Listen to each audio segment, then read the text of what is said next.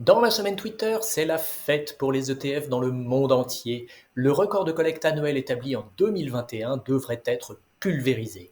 Même en France, où l'écosystème de la vente rétrocommissionnée de fonds gérés activement, trop cher, donc sous-performant, fait pourtant héroïquement rempart de son corps pour prémunir les investisseurs des excès de la gestion indicielle à bas coût, les ETF sont de plus en plus populaires. C'est ce que montre une passionnante étude de l'AMF qui constate une forte progression du nombre d'investisseurs privés actifs sur les ETF, notamment parmi les plus jeunes.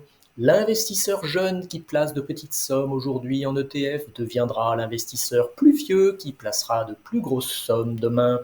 Pensez-vous qu'après avoir débuté sa vie d'investisseur avec des ETF à bas coût, il se tournera dans 10 ou 20 ans vers la banque ou le CGP de ses parents et de ses grands-parents? J'en doute. Il faut dire qu'avec les ETF, on peut s'exposer à tout, et souvent pour pas cher.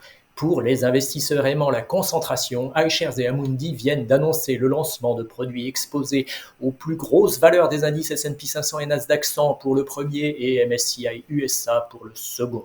Je me penche aussi sur une initiative de la Caisse des dépôts et consignations pour sauver les small caps françaises, ou plus exactement pour permettre aux fonds small cap, avant tout gérés par des sociétés de gestion françaises, de grossir pour intéresser les institutionnels français et étrangers.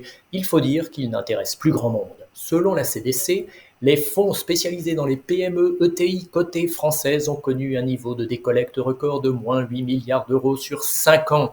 Comment la CDC va-t-elle sauver le soldat Small Cap France? En lançant CDC Croissance Sélection PME, un fonds doté de 500 millions d'euros qui investira dans 25 fonds actions petite capitalisation France et zone euro. CDC Croissance Sélection PME veillera à ce que ces 25 fonds étudient systématiquement les introductions en bourse et les augmentations de capital des sociétés françaises. Bien entendu, il portera une attention particulière au renforcement du rôle d'investisseur responsable des fonds sélectionnés pour participer à l'accélération de la transition environnementale, sociale et de gouvernance des PME ETI cotées. En comparant différents indices, je montre que le problème des small caps françaises, c'est qu'elles sont bien peu nombreuses, trop peu pour constituer une classe d'actifs à part entière susceptible d'intéresser des institutionnels non français. Je souhaite bon vent à CDC Croissance Sélection PME, mais je crains que ce lancement ne change rien au fond du problème.